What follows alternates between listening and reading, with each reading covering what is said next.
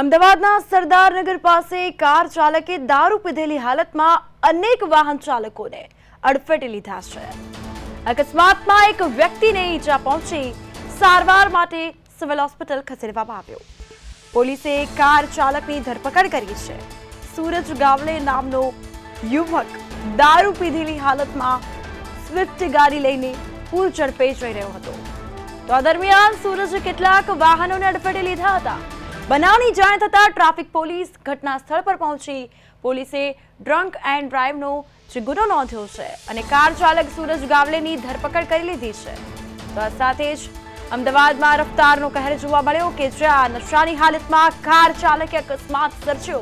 Car ચાલકે 3 two wheeler અને 3 two wheeler પર ગાડી ચડાવી દીધી છે। કેટલાક લોકો ઈજાગ્રસ્ત થયા છે। સાથે જ આ ઘટનામાં ઈજાગ્રસ્ત થતા લોકોને તાત્કાલિક સારવાર માટે હોસ્પિટલ ખસેડાયા। પોલીસે કાર ચાલકને અટકાયત કરી છે। વધુ તપાસ તેમજ કાયદેસરની કાર્યવાહી શરૂ કરી।